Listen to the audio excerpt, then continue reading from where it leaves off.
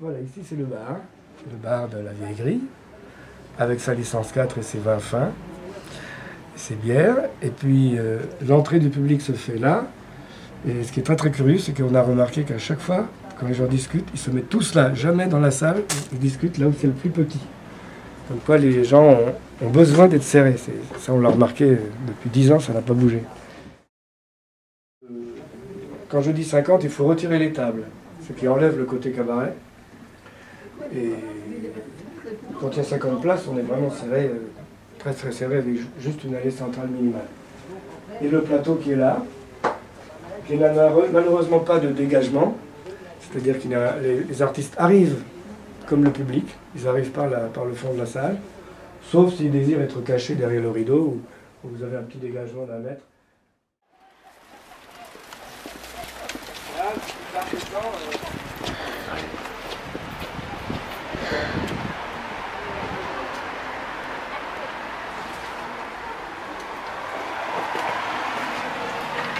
Pas des cacahuètes, on trouve tout ça par là. Si, tout à fait.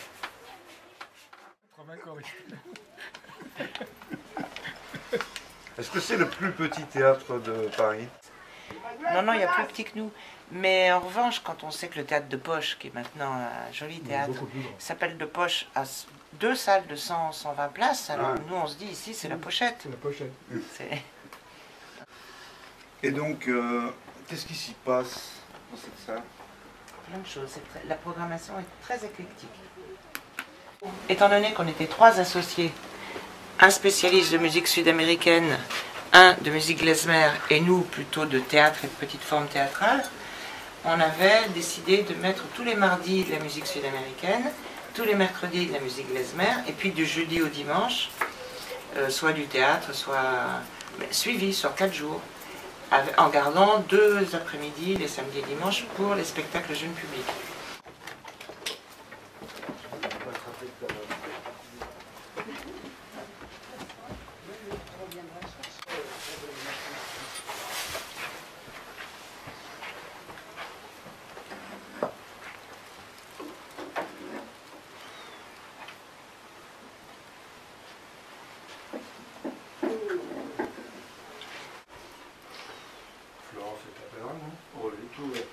Oui, manifestement.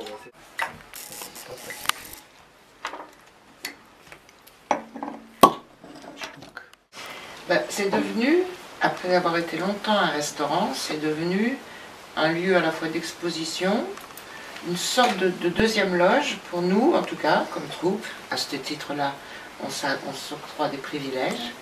Celui de ne pas aller dans la vraie loge, mais d'être plutôt ici, parce que évidemment, c'est aussi ici l'administration. Et puis donc, c'est un lieu d'expo. C'est interdit au public. Mais qui est privé parce que ça fait 4 ans, 5 ans. Depuis 2005. Oui, que c'est interdit au motif que la sortie de secours donne dans la cour et non pas dans la rue. Donc on n'est plus aux normes, donc on n'a plus le droit de l'utiliser à titre public. On nous a même obligés à mettre le panneau privé, ce qui ne nous empêche pas évidemment de recevoir à titre privé. Ouais. Il y a 2 niveaux de cave ici. Non, il n'y a pas de source. La source, elle est sur la place. Il y a une source. Elle est reliée, quoi. C'est pour ça aussi d'ailleurs que ça s'appelle la rue du Puy de l'Ermite. Monsieur l'Ermite étant non pas un ermite, mais c'est le nom propre d'un vendeur d'eau. Donc, quelle est la signification du mot là en l'occurrence? C'est un nom propre. C'est un nom propre. Mais sans doute l'origine du nom propre vient de ce qu'il y a eu dans un lointain passé, le du bois qui habitait au coin d'un bois. Un ermite. Bon. Mais c'était le nom propre, Monsieur l'Ermite, vendeur d'eau. Ah d'accord, c'était le puits de Dupont. Oui, exactement.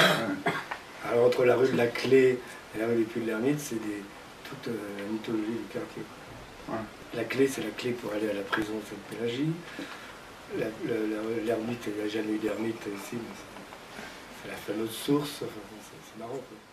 Un côté village ici. Et il faut savoir que quand on parlait de ce Maurice Alezra, père fondateur, propriétaire et programmateur qui a lancé ce lieu, et qui était un découvreur de talent indéniable, il y avait dans le 5e et le 6e arrondissement, c'est-à-dire à quelques minutes à pied d'ici, 25 lieux dédiés à la chanson et au théâtre.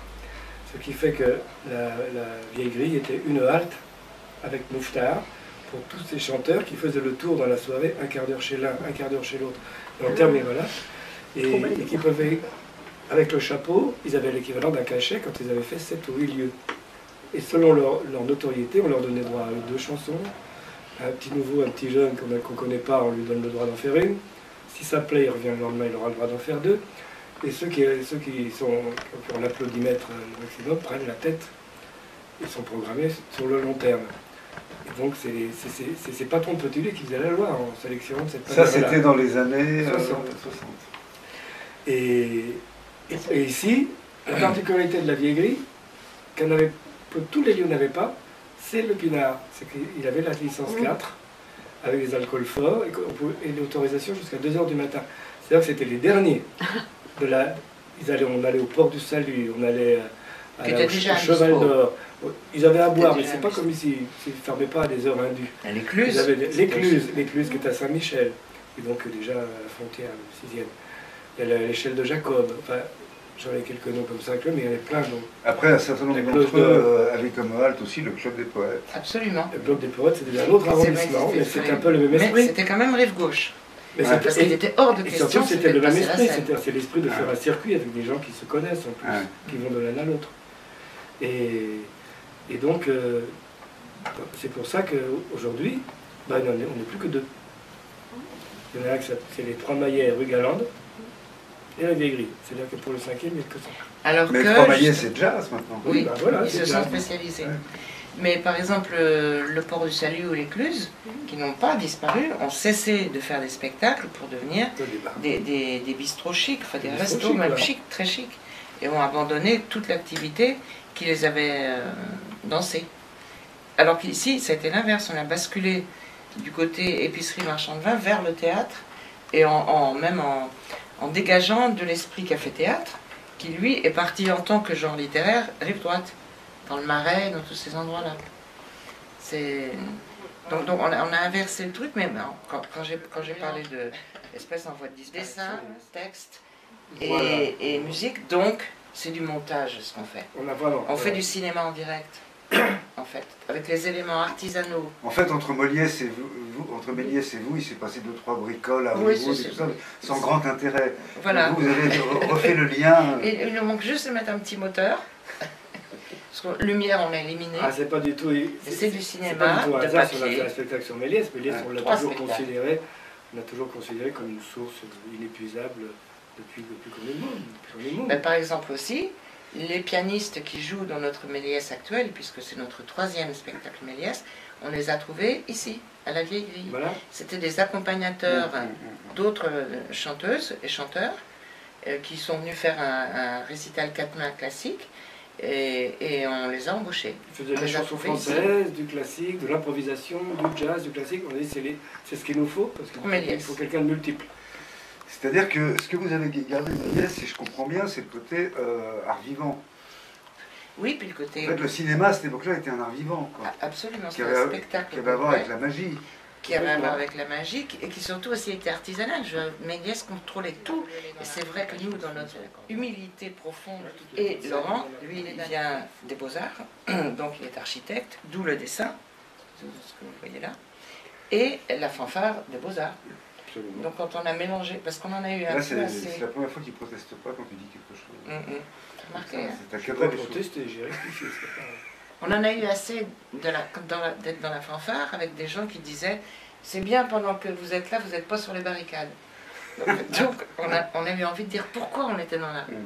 Et le premier spectacle qu'on a créé à l'intérieur de la fanfare, en utilisant donc le principe qu'on avait piqué à... qui l'ont piqué à d'autres gens. Comment il s'appelle ce groupe américain?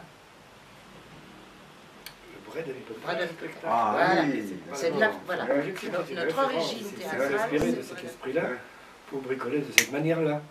Ça, effectivement, il y a d'autres gens. C'est le bricolage, en fait.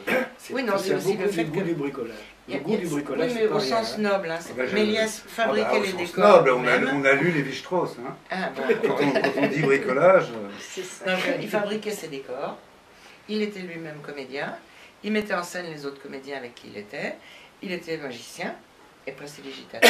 Il avait un CAP de bottier. Oui, il était mécanicien, bottier, donc il aimait les machines et le bricolage au sens noble, ou les Et puis vice-troisiens. évidemment un vrai magicien, le trucage pour lui c'est un...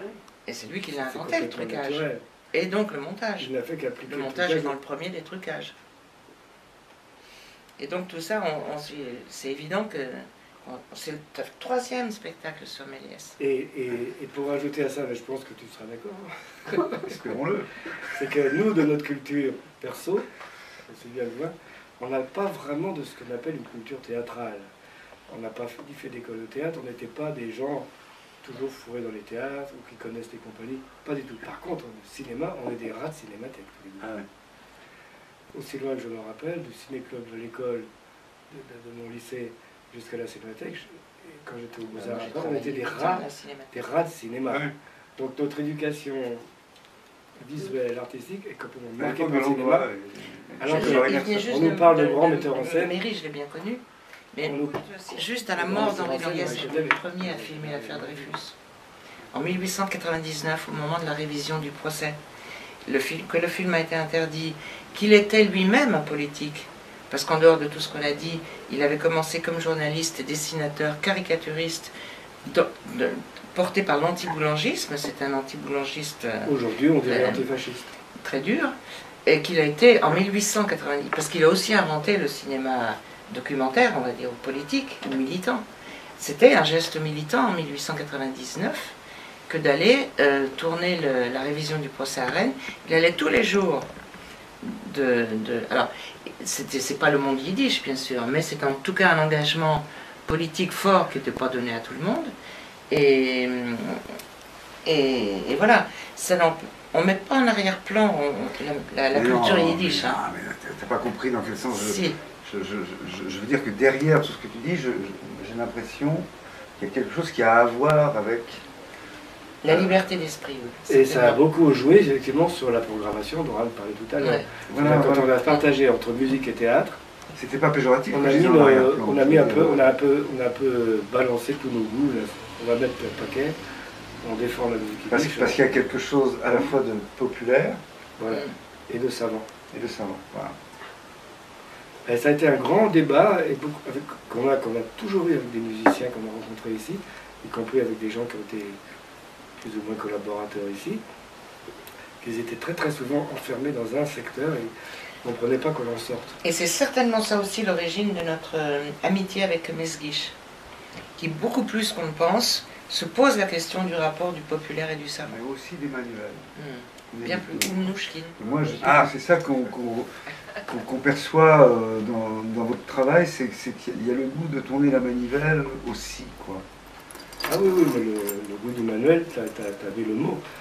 Moi, la séparation idéologique entre le travail manuel et le travail intellectuel a toujours été quelque chose qui me révolte, que je trouve absurde et fondamentalement, philosophiquement fausse. Il suffit de lire les grands humanistes, ou les savants dits des Lumières, etc. Où est la différence entre un matheux et un poète, un philosophe, un astronome et un grand écrivain, Ou un menuisier. ou un menuisier. Enfin, je veux dire, quand on voit les sommets de l'art populaire de telle ou telle culture, ça te pose comme un certain nombre de questions. Donc, on peut pas... Et après, Ouais, il faut faire comprendre au public, et des fois et aux artistes, enfin tous ceux qu'on reçoit. Il y a quelquefois des confrontations bizarres. Rappelle-toi, je ne donne pas le nom, mais vous programmez un grand amoureux de la musique klezmer et de jazz. Comment vous programmez Offenbach, cette musique bourgeoise? Je suis désolé, j'adore Offenbach. Peut-être que ça a à voir avec la bourgeoisie de l'époque, ça c'est pas vrai. J'adore Offenbach, puis j'adore la musique klezmer. Puis tu sais, j'aime bien Schubert aussi. Hein. Puis tu sais, j'aime beaucoup encore plus la musique baroque. Mais j'adore la Columbia de Colombie, je suis désolé. J'aime bien quand je programme les trois. J'adore parce que j'étais en Amérique latine et j'adore cette musique-là. Alors le tango, mais pas n'importe quel tango, attention, mais quand même le tango. Et puis voilà, où est est-ce que j'ai le droit d'aimer plusieurs choses? Mais vous êtes les transmetteurs de quelque chose qui n'a plus d'espace pour exister ici. C'est ce que Parce beaucoup de gens maintenant, nous disent. Tout est dans la spécialisation. Parce que moi, je suis très étonnée. Beaucoup de gens nous disent, mais vous êtes vraiment le dernier endroit comme ça. Mais je dis, mais comme quoi? Et les gens ne savent pas préciser quoi. C'est tout ce qu'on vient d'essayer de... Sans doute, oui, sauf que nous, on ne le théorise pas, si tu veux. Et les gens le sentent plus ou moins. On ne le théorise pas, mais les gens sont souvent suffoqués, et y compris, encore une fois, pour revenir à la même chose, aux rencontres qui se passent entre eux et qui donnent lieu à des échanges. Donc oui, on est des marieurs, oui.